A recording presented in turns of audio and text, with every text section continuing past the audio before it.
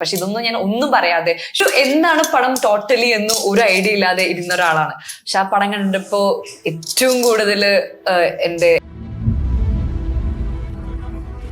നെടും തൂൺ എന്ന് പറഞ്ഞ ഈ കഥാപാത്രമാണ് സാറ എന്ന കഥാപാത്രം. ഒരു മാറ്റമില്ല. ആളുകളെ പിടിച്ചിരുത്തുന്ന, ആളുകളെ ചിന്തിപ്പിക്കുന്ന, ആളുകളെ കരയിപ്പിക്കുന്ന. ഇപ്പൊ ഞാൻ ഡയലോഗ് സ്പീഡ് പറയുമ്പോൾ ലാൽ സാർ പറയും മെല്ലെ പറ, ഡബില് പണി കിട്ടും. നിങ്ങൾ ഒരൊറ്റ ആള് കാരണം ഇതല്ല. ജിത്തു സാറും എനിക്ക് അത്രയും സപ്പോർട്ട് തന്നൊരു നല്ലൊരു ടീച്ചറായിട്ട് എന്റെ കൂടെ നിന്നിട്ടുണ്ടായിരുന്നു. ഭയങ്കര സ്പേസ് ആണ് എനിക്ക് പെർഫോം ചെയ്യാൻ. ബ്ലൈൻഡ് ആയിട്ടുള്ള ആൾക്കാര് അവരെങ്ങനെയാണ് അതാണ് ഒബ്സർവ് ചെയ്യുന്നത്, അവരുടെ ലിസണിങ് എങ്ങനെയാണ് അതിനെ ഒബ്സർവ് ചെയ്തിട്ടാണ് ഞാൻ ആദ്യമായിട്ട്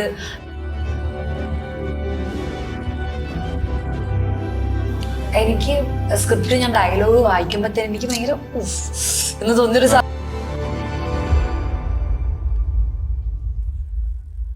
നമസ്കാരം. ഒരു സൂപ്പർ സിനിമയുടെ വിജയം കഴിഞ്ഞിട്ട് ആ വിജയം ആഘോഷത്തിന്റെ ദിവസം തന്നെ എനിക്ക് അനശ്വരയെ കിട്ടി.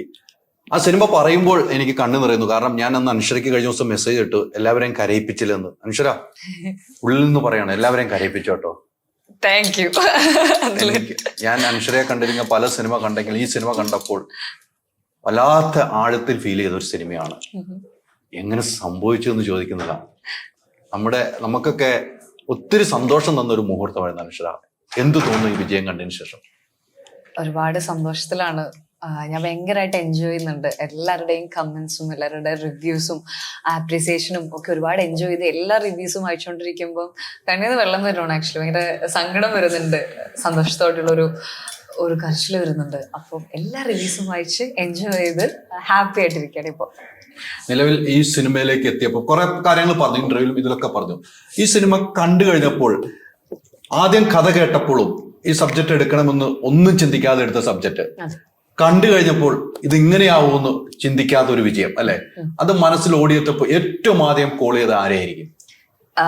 എങ്ങനെ പടം ഇറങ്ങി റിലീസ് കഴിഞ്ഞപ്പോ ആക്ച്വലി ഞാൻ വിളിക്കേണ്ട ആൾ എന്റെ ചേച്ചി എന്റെ കൂടെ ഉണ്ടായിരുന്നു. ഞാൻ മിക്കവാറും ഞാൻ പടം ഇപ്പോ കണ്ട് റിവ്യൂസ് എന്താ ഫസ്റ്റ് ഞാൻ കണ്ടില്ല. അപ്പം എനിക്ക് സുജാതയുടെ ടൈമിലൊക്കെ ഉണ്ടായിരുന്ന ഒരു കോൾസും ഒരു മെസ്സേജ് ഒക്കെ പോലെയായിരുന്നു. അല്ലെങ്കിൽ ആൾക്കാർ എങ്ങനെയാണോ റിയാക്ട് ചെയ്ത് അതുപോലെയായിരുന്നു എനിക്ക് നേരിറങ്ങിയ സമയത്ത്. ഫസ്റ്റ് ഹാഫ് കഴിഞ്ഞിട്ട് വിളിക്കുന്നു, റിലീസിന് മുന്നേ വിളിക്കുന്നു, അവർ വെയിറ്റ് ചെയ്യണമെന്ന് പറയുന്നു. ഫസ്റ്റ് ഹാഫ് കഴിഞ്ഞിട്ട് കുറെ പേര് ഭയങ്കര വർക്കായി പടം കഴിഞ്ഞിട്ട് വിളിക്കുന്നു. അപ്പൊ ഞാൻ ട്രാവൽ ചെയ്യായിരുന്നു. കുട്ടിക്കാനത്ത് ഞാൻ കൊച്ചി വരെ വരുമായിരുന്നു. നൈറ്റ് ഷോ ആണ് ഞാൻ ബുക്ക് ചെയ്തത്. അപ്പോ ആ ട്രാവൽ വരെ മൊത്തം കോളുകൾ വന്നുകൊണ്ടിരിക്കുകയായിരുന്നു. ഞാൻ റിവ്യൂ ആണ്, അത് പിടിച്ചിരിക്കുകയായിരുന്നു. കാണേണ്ട റിവ്യൂ കണ്ട, നേരിട്ട് പടം കണ്ട, അവിടെ ഇരുന്നു എന്നൊക്കെ പറഞ്ഞിട്ട്. അപ്പൊ ഞാൻ വിളിക്കുകയാണ്, അല്ലെങ്കിൽ ഇതാണ് റിവ്യൂ എന്ന് പറയേണ്ട ആളെ ഞാൻ ചേച്ചിയാണ്, ഇങ്ങനെയൊക്കെയാണ്. അപ്പൊ ആൾ എന്റെ കൂടെ ഉണ്ട്, ആളും ഭയങ്കര ഹാപ്പിയാണ്. ആളൊന്നും കാണാതെ നേരിട്ട് പടം കാണണം. ഇത് ഞാൻ സ്ക്രിപ്റ്റ് ഞാൻ മിക്ക സ്ക്രിപ്റ്റുകളും ഞാൻ ചേച്ചിയുടെ അടുത്ത് ഞാൻ ഡിസ്കസ് ചെയ്യാറുണ്ട്. പക്ഷെ ഇതൊന്നും ഞാൻ ഒന്നും പറയാതെ, ഷൂട്ടൊന്നും ചില ലൊക്കേഷൻ അവൾ വരാറുണ്ട്, പക്ഷെ അവൾ ലൊക്കേഷനിൽ ഒന്നും വരാതെ ഒരു എന്താണ് പടം ടോട്ടലി എന്ന് ഒരു ഐഡിയ ഇല്ലാതെ ഇരുന്ന ഒരാളാണ്. പക്ഷെ ആ പടം കണ്ടപ്പോ ഏറ്റവും കൂടുതൽ എന്നെ അപ്രീഷിയേറ്റ് ചെയ്ത് എനിക്ക് സ്നേഹം വന്നപ്പോ എനിക്ക് ഏറ്റവും പിടിച്ചത് ചേച്ചിയാണ്. ഈ ലാലേട്ടൻ അന്ന് പത്രസമ്മേളനത്തിൽ പറഞ്ഞു, ഈ കുട്ടി ഗംഭീരമായിട്ട് ചെയ്തിരിക്കുന്നു. ലാലേട്ടൻ ഒരു വാക്കാണ്ട്, ഈ കുട്ടി ഗംഭീരമായിട്ട് ചെയ്തിരിക്കുക എന്ന് പറഞ്ഞു. ഇന്നാണ് ലാലേട്ടൻ അത് കഴിഞ്ഞ് കാണുന്നത്, റിലീസിന് ശേഷം ഇന്നാണ് കാണുന്നത്. ഞാൻ റൂമിലോടൊപ്പം ലാലേട്ടൻ കാണുന്നതല്ലേ, ആ ഒരു മൊമെന്റ് ഒന്ന് ഓർത്തേ. ലാലേട്ടൻ അപ്പോഴും ഒന്നും പറയാതെ ഇങ്ങനെ പിടിച്ചിരിക്കുകയാണ്. അത് എനിക്ക് ഫസ്റ്റ് ഡേ നമ്മൾ ഷൂട്ട് ചെയ്യുന്ന സമയത്തുള്ള ഒരു ലാലേട്ടൻ അല്ലെങ്കിൽ മോഹൻലാൽ എന്നൊരു ആക്ടറെ കാണുമ്പോൾ ഒരു വണ്ടർ ഉണ്ടല്ലോ. അതും ഇറ്റ് ദ സെയിം ടൈം ആ പേഴ്സൺ നമ്മള് ഒരു ആക്ടേഴ്സിന്റെ ഞാൻ പറഞ്ഞിട്ടുണ്ട്, ഒരു ടെക്സ്റ്റ് ബുക്ക് എന്നൊക്കെ പറയുന്നത് നേരിട്ട് കണ്ട് പഠിക്കാൻ പറ്റുന്ന ഒരു ആക്ടറിൽ നിന്ന് കൂടെ അഭിനയിക്കാം. അതിപ്പോ വന്നിട്ട് നന്നായിട്ടുണ്ട്, ആളുടെ ഒരു അപ്രിസിയേഷൻ കിട്ടുക എന്ന് പറയുന്നത് വലിയൊരു കാര്യമാണ്. ആളുടെ കൂടെ സ്ക്രീൻ ഷെയർ ചെയ്യുക. അതേപോലെ ഇപ്പൊ സാറിപ്പോ കണ്ടപ്പോഴും നന്നായിട്ടുണ്ട് എന്ന് പറഞ്ഞപ്പോഴും ഒരുപാട് സന്തോഷമുണ്ട് അതിനകത്തൊക്കെ. ഈ സിനിമയുടെ നെടും തൂൺ എന്ന് പറഞ്ഞ ഈ കഥാപാത്രമാണ് അല്ലെ സാറ എന്ന കഥാപാത്രം. ഒരു മാറ്റമില്ല.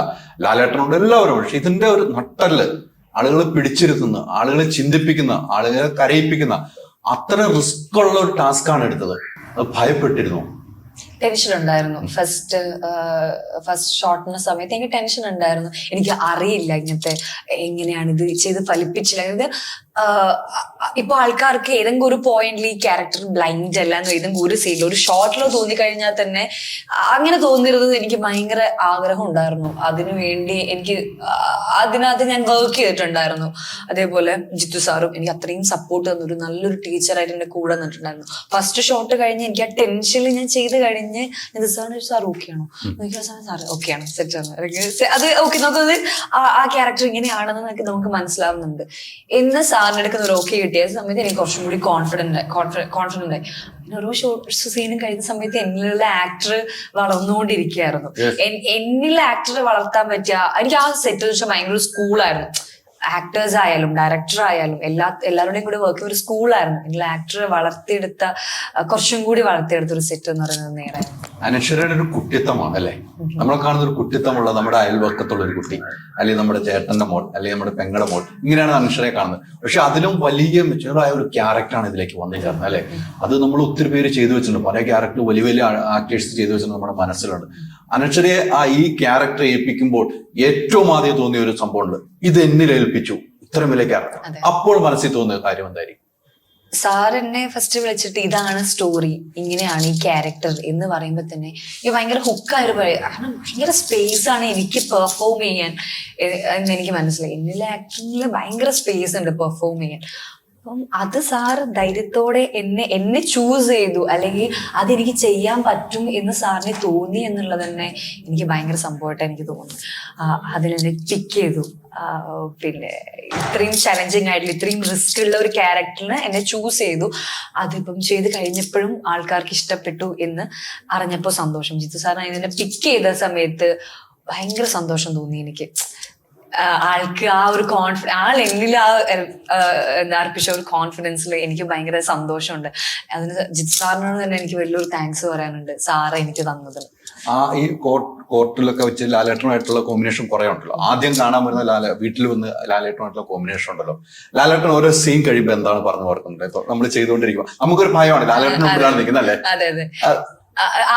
ഞാൻ ലാൽ സാറിന്റെ കൂടെ ഫസ്റ്റ് കോമ്പിനേഷൻ സീനിൽ എനിക്ക് വലിയ ഡയലോഗ് വന്നേക്കായിരുന്നു. അപ്പൊ തന്നെ എനിക്ക് ടെൻഷൻ ആവുന്നുണ്ട് ഓരോന്ന്. അപ്പം അതായത് ഡയലോഗ് പോകുന്നുള്ളൊരു സാധനം എനിക്കുണ്ടായിരുന്നു. അപ്പൊ ഞാൻ ഡയലോഗ് സ്പീഡ് പറയുമ്പോൾ ലാൽ സാർ പറയും മെല്ലെ പറ, ഡബില് പണി കിട്ടും, മെല്ലെ പറ എന്ന് പറയാറുണ്ട്. ആണെന്ന് വെച്ചാൽ എത്ര വലിയ ഡയലോഗ് ആണെങ്കിലും എന്താണെങ്കിലും അത്രയും സമയം ഭയങ്കര കൂളായിട്ട് നിന്ന് ഭയങ്കര ചിലാലടത്തിന് തമാശയൊക്കെ പറഞ്ഞു പെട്ടെന്ന് ആക്ഷൻ പറയുന്ന സമയത്ത് സ്പോട്ടില് മാറുന്ന ഒരാളാണ്. അതായത് നമ്മളെയൊക്കെ ഭയങ്കര ലൈറ്റ് ആക്കി വെച്ചുകൊണ്ട്, അതായത് സെറ്റിൽ ഇപ്പൊ എല്ലാവരും ആണെങ്കിലും ഭയങ്കര ലൈറ്റ് ആക്കി വെച്ചുകൊണ്ട് നമ്മളെല്ലാ കോൺവെർസേഷനിലും ഇൻക്ലൂഡ് ചെയ്യിച്ച് ഷോട്ടിന്റെ സമയത്ത് ഭയങ്കര സീരിയസ് ആയിട്ട് എന്തുകൊണ്ട് പെർഫോം ചെയ്യുന്ന ആക്ടറാണ്. അപ്പോ അങ്ങനെ ഒരു ആക്ടറിന്റെ കൂടെ അഭിനയിക്കാൻ പറ്റി എന്നുള്ളത് തന്നെ വലിയൊരു കാര്യമാണ്. സാറ് പറഞ്ഞതാണ് ഡബിങ്ങിന് പണി കിട്ടും, സ്പീഡ് കുറയ്ക്കും, നല്ല സ്പീഡ് കുറച്ചാൽ വളരെ നന്നായിരിക്കും എന്നോട് സാറ് പറഞ്ഞത്. ഈ കണ്ണ് കാണാതെ അഭിനയിക്കുക എന്ന് പറഞ്ഞാൽ ഭയങ്കര റിസ്ക് ആണ്. നമ്മൾ കലാഭവൻമണിയുടെ ഒക്കെ അഭിനയം കണ്ടിട്ടുണ്ട്, നമ്മൾ ഈ ഇടയ്ക്ക് ഇറങ്ങിയ ആന്റണി സിനിമയിൽ നമ്മുടെ കുട്ടിയേട്ടൻ്റെ അഭിനയം കണ്ടിട്ടുണ്ട്. അതൊരു ഒറിജിനാലിറ്റി ആയിട്ട് തോന്നണം. അപ്പൊ അതിന് എന്തെങ്കിലും ട്രെയിനിങ് ചെയ്തിരുന്നു? ട്രെയിനിങ് ഞാൻ ആക്ച്വൽ ബ്ലൈൻഡ് ആയ ആൾക്കാരുടെ ഇന്റർവ്യൂസ് കണ്ടു. അതാണ് ഇന്റർവ്യൂസ് കണ്ട് അവർ ഒബ്സർവ് ചെയ്തു എന്നുള്ള മൂവീസിനെക്കാളും ആക്ച്വലി ബ്ലൈൻഡ് ആയിട്ടുള്ള ആൾക്കാര് അവരെങ്ങനെയാണ്, അവരുടെ ഹാൻഡ് മൂവ്മെന്റ്സ് എങ്ങനെയാണ്, അവര് എന്താണ് ഒബ്സർവ് ചെയ്യുന്നത്, അവരുടെ ലിസണിങ് എങ്ങനെയാണ് എന്നുള്ളത് ഞാൻ ആക്ച്വലി അവരുടെ ഇന്റർവ്യൂസ് കണ്ട് അതിനെ ഒബ്സർവ് ചെയ്തിട്ടാണ് ഞാൻ അതായിട്ട് എക്സ്ട്രാ കുറച്ചും കൂടി ഹോംവർക്ക് ചെയ്തിട്ടാണ് ഞാൻ ഈ നേരിന്റെ സെറ്റിലോട്ട് ചെന്നത്. ഇപ്പൊ കുറച്ചു മുമ്പ് പറയുന്ന ഒരു പോയിന്റ് ഉണ്ടായിരുന്നു, കണ്ണ് നിറയുന്നത് പോലെ ഫീൽ ചെയ്ത പോലെ എനിക്ക് തോന്നി. നിങ്ങൾ തമ്മിൽ ഒരു സീനിൽ നിങ്ങളെ സപ്പോർട്ട് ചെയ്തത് ജിത്തു സാറിന്റെ വൈഫും നമ്മുടെ സ്ക്രിപ്റ്റ് റൈറ്ററാണ്. അത് ശരിക്കും ഫീൽ ചെയ്ത് അഭിനയിച്ച ഒരു സീനാണ്. അത് കണ്ണ് നിറയുന്നതായിട്ട് എനിക്ക് തോന്നിയത് മനസ്സിന്റെ ഉള്ളിൽ നിന്ന്. അതെങ്ങനെയാണെന്ന് ഓർത്തെടുക്കുകയാണ്. നമുക്ക് അവിടെ അത് പറഞ്ഞില്ലാത്തതുകൊണ്ട് ഞാൻ അങ്ങനെ ചോദിച്ചാണ്. ആ സീൻ പെർട്ടിക്കുലർ എനിക്ക് ചെയ്യുന്ന സമയത്ത് എന്നെ ഭയങ്കര കംഫർട്ട് ആക്കാൻ വേണ്ടിട്ട് എല്ലാവരും നോക്കിയിട്ടുണ്ട്. എന്നെ മാക്സിമം എത്രത്തോളം എന്നെ കംഫർട്ട് ആക്കാൻ പറ്റും അത്രത്തോളം എല്ലാവരും നോക്കിയിട്ടുണ്ട്. ജിത്തു സാർ ആണെങ്കിൽ ഓരോ സീൻ ഓക്കെ അല്ലേ എന്ന് ചോദിക്കും. എന്തെങ്കിലും ബുദ്ധിമുട്ടുണ്ടെങ്കിൽ പറയണം, ഡ്രസ്സിൽ എന്തെങ്കിലും ബുദ്ധിമുട്ടുണ്ടെങ്കിൽ പറയണം, ആ സീൻ ചെയ്യാൻ പറ്റില്ലെങ്കിൽ പറയണം. ഇതൊക്കെ എന്നോട് പ്രോപ്പർ പറഞ്ഞ് ഇതുവരെ ഓക്കെ ആണോ എന്നൊക്കെ എന്നോട് പ്രോപ്പറായി ചോദിച്ചാൽ അത്രയും കംഫർട്ട് ആക്കാൻ നോക്കിയിട്ടുണ്ട്. അപ്പൊ അധികം ആൾക്കാരൊന്നും ആ റൂമിനകത്ത് നമ്മൾ ഷൂട്ട് ചെയ്യുമ്പോൾ ഉണ്ടായിരുന്നില്ല. കൂടെ ഉണ്ടായിരുന്നത് ലിൻഡ ചേച്ചിയും പിന്നെ നമ്മുടെ ശാന്തി ചേച്ചിയുമാണ്. അപ്പം എനിക്ക് ആ സീൻ ചെയ്ത് കഴിഞ്ഞിട്ട് എനിക്ക് ഭയങ്കര ബുദ്ധിമുട്ട്, ഒരു എന്താ പറയാ തലയിൽ ഭയങ്കര ഒരു ഹാർട്ടിൽ ഒരു ഭാരം കയറ്റി വെച്ചൊരു ഫീൽ ആയിരുന്നു എനിക്ക് ആ സീൻ കഴിഞ്ഞിട്ട്. ആ സീൻ ചെയ്യുമ്പോഴൊക്കെ ഒക്കെ നോർമലി ചെയ്തതിന് മുന്നേക്ക് നമ്മളെ സാധാരണ പോലെ വർത്താനൊക്കെ പറഞ്ഞ് ചെയ്ത് കഴിഞ്ഞപ്പോ ഭയങ്കര ഒരു ചാനം ഉണ്ടായിരുന്നു എനിക്ക് ടോട്ടലി. അപ്പം അത് കഴിഞ്ഞ് ഞാൻ ശാന്തി ചേച്ചിനെ പോയി കെട്ടിപ്പിടിച്ചു, ലിജിനെ പോയി കെട്ടിപ്പിടിച്ച കുറെ സമയം നിന്നു. അപ്പൊ ആള് ഇറ്റ്സ് ഓക്കെ എന്ന് പറഞ്ഞിട്ട് കെട്ടിപ്പിടിച്ചു നിന്നു. കാരണം മേ ബി സാറ ഉള്ളിലുള്ളതുകൊണ്ടായിരിക്കാം, അല്ലെങ്കിൽ അങ്ങനെയുള്ള ആൾക്കാരെ പറ്റി ആലോചിക്കുന്നതുകൊണ്ടായിരിക്കും. യെസ്, നമുക്ക് ഇമാജിൻ ചെയ്യാൻ പറ്റും അങ്ങനെയുള്ള പെൺകുട്ടികളെ പറ്റി ആലോചിക്കുമ്പോൾ അവര് പോയ ട്രോമാസും ഒക്കെ ആലോചിക്കുമ്പോൾ, അവർ കടന്നുപോയ ട്രോമാസ് ആലോചിക്കും നമുക്ക് ബുദ്ധിമുട്ടുണ്ടാവും. ബട്ട് അത് പെർഫോം ചെയ്യുക, അതിനകത്ത് നിന്ന് ആ ഇങ്ങനെയൊക്കെയാണ് സംഭവിച്ചത് ആ ക്യാരക്ടറായി നിന്നുകൊണ്ട് നിൽക്കുക, കുറച്ച് പാടുള്ള പരിപാടിയായിരുന്നു എനിക്ക്. ഈ തലയിൽ ഒരു കനം കയറ്റി വെച്ച പോലെ ആയിരുന്നു. ബട്ട് എന്നെ കംഫർട്ട് ആക്കാൻ മാക്സിമം എല്ലാവരും ട്രൈ ചെയ്തിട്ടുണ്ടെങ്കിൽ ലിൻഡ ചേച്ചിയും ശാന്തി ചേച്ചിയും ആ സമയത്ത് സപ്പോർട്ട് ഭയങ്കര വലുതാണ്. കൂടെ ഇരുന്ന് എന്നെ ഓക്കെ ആക്കി, അങ്ങനെയായിരുന്നു. എല്ലാ ഓണത്തിനാണ് നമ്മളത് ഷൂട്ട് ചെയ്തത്, തിരുവോണത്തിന്റെ അന്നാണ് നമ്മളത് ഷൂട്ട് ചെയ്തിട്ടുണ്ടായിരുന്നത്. എന്നെ മാക്സിമം കംഫർട്ട് ആക്കിയിട്ടാണ് ആ സീൻ എല്ലാവരും ഷൂട്ട് ചെയ്തത്. അതാണ് ഞാൻ എടുത്തു ചോദിച്ചത്. ആ ഒരു ഇവിടെ പറയുമ്പോൾ ചെയ്തപ്പോൾ ആ മൊമെന്റ് ഭയങ്കര ഭാരമായിരുന്നു. സീരിയസ്ലി ആയിരുന്നു.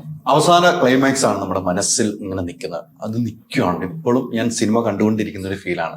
അനശ്വരയായിട്ടുള്ള എനിക്ക് സാറ ഇവിടെ സ്ക്രീനിൽ നിൽക്കുന്നതായിട്ട് എനിക്ക് തോന്നുന്നത്. ആ ക്ലൈമാക്സിൽ സിദ്ദീഖുമായിട്ടുള്ള സീൻ അത് ചെയ്യുമ്പോൾ ഇത്ര ക്രൂരനായ ഒരു അഭിഭാഷകൻ അല്ലേ, ഇത്ര ക്രൂരനായ അഭിഭാഷകൻ. അതുപോലെ നമ്മുടെ പ്രവർത്തനം വേണം, നമ്മുടെ പ്രവൃത്തി വേണം. എനിക്ക് ആ കൈയൊക്കെ ഓടിക്കുമ്പോൾ നമ്മളൊക്കെ ഇത് വിട്ടിട്ട് പോവോ, സാറേ ഇത് വേണ്ടാന്ന് വെച്ചിട്ട് പോവോ, നമ്മളെ ഇങ്ങനെ മുന്നിലാണ് ജിത്തു സാറ് നിൽക്കുന്നത്, സാറ് ഒഴിവാക്കി പോവോ. ആ ഒരു മൂമെന്റ് എങ്ങനെ ഓർക്കുന്നത്?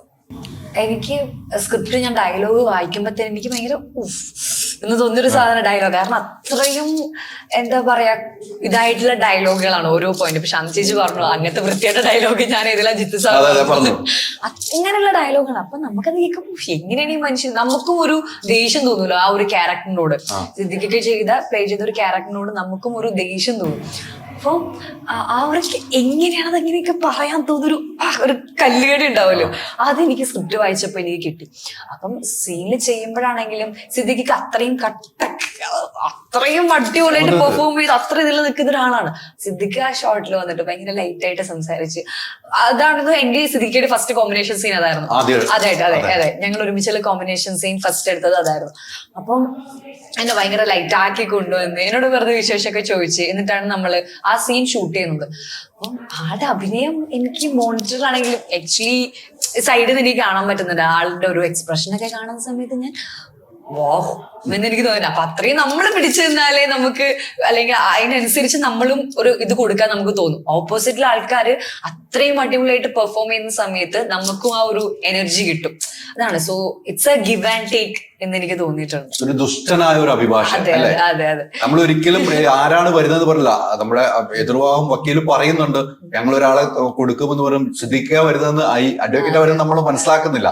പിന്നീട് അവിടെ കൊണ്ടുവച്ചിട്ടുള്ള നമ്മള്. പിന്നെ അതിൽ ഏറ്റവും വലിയൊരു സംഭവം എന്ന് വെച്ചാൽ ശാന്തി ചേച്ചി ഇന്ന് പറയണ്ടായി ഒരു റിവ്യൂ, ഒരു സ്ത്രീ ഇട്ടൊരു റിവ്യൂ.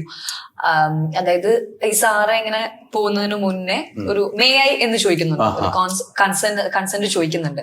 അത് ഭയങ്കര ഇമ്പോർട്ടന്റ്. അത് ടോട്ടലി പടത്തിനകത്ത് നമ്മൾ എന്താണോ പറയാൻ ഉദ്ദേശിച്ചത്, കൺസെന്റ് എന്നൊരു വാക്ക് അത് ഭയങ്കര ഇമ്പോർട്ടന്റ് ആണ്. ഇതാണ് കൺസെന്റ്. അതായത് ഇത് ചെയ്തോളൂ എന്ന് കോടതി വരെ പറഞ്ഞിട്ടും, അതായത് ഇത് ഓക്കെ ചെയ്യൂ, ഇതാണ് നമ്മൾ ചെയ്യേണ്ടത് കോടതി അനുവദിച്ചിട്ടും ആ ആളോട് മേ ഐ എന്ന് ചോദിച്ചിട്ട് കൺസെന്റ് ചോദിച്ചിട്ട് പോകുന്ന ഒരു സീൻ, അത് എത്രത്തോളം ഇമ്പോർട്ടന്റ് ആണ് എന്ന് ആ സീൻ കാണിച്ചു തന്നു എന്ന്.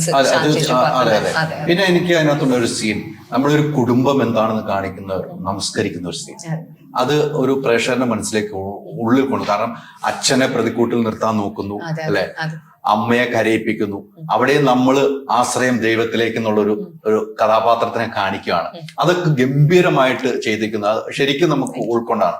പിന്നെ ക്ലൈമാക്സിൽ ലാലേട്ടന്റെ കണ്ണ് നിറയുന്ന ഒരു സീൻ, അതെങ്ങനെ കാണുന്നു? ഞാൻ പറഞ്ഞ പോലെ 4 ക്യാമറാസ് ടോട്ടൽ ഉണ്ടായിരുന്നു. ആ സീൻ ഷൂട്ട് ചെയ്യുന്ന സമയത്ത് ലാൽ സാറിന്, അതായത് ഒരു വിജയമോഹനെ കാണുന്ന ഒരു ഫീൽ. ലാൽ സാർ എന്നൊരു ആക്ടറിനേക്കാൾ ഒരു വിജയമോഹൻ എന്ന ഒരു വക്കീല് ഭയങ്കര വൾണറബിൾ ആയിട്ടുള്ള, but at the same time ഭയങ്കര ടാലന്റഡ് ആയിട്ടുള്ള ഒരു മനുഷ്യൻ. ആ മനുഷ്യന്റെ കണ്ണിൽ നിന്നൊരു വെള്ളത്തുള്ളി ഇങ്ങനെ വീഴുന്ന സമയത്ത് അതാണ്. അപ്പൊ ഞാനിങ്ങനെ കരഞ്ഞോണ്ടിരിക്കുമ്പോ ആ ഒരു ആക്ടറിനെ അല്ലെങ്കിൽ ആ വിജയമോഹനെ കാണുന്ന സമയത്തുള്ള ഒരു സാറ്റിസ്ഫാക്ഷൻ എന്നൊക്കെ പറയില്ലേ, അതാണ് എനിക്ക് ആ സീനിൽ തോന്നിയത്. അപ്പൊ സീൻ കഴിഞ്ഞിട്ടും എല്ലാവരും സെറ്റിലെല്ലാവരും ഭയങ്കര ഹാപ്പി ആയിരുന്നു. ടോട്ടലി പടം കണ്ട് ഭയങ്കര ഹാപ്പി ആയിരുന്നു സീൻ കഴിഞ്ഞിട്ട്. എനിക്ക് ഇപ്പോഴും അത് മോണിറ്ററിന്റെ പിന്നെ കാണുമ്പോൾ വാവ് ഫാക്ടർ അടിച്ചൊരു സീനാണത്.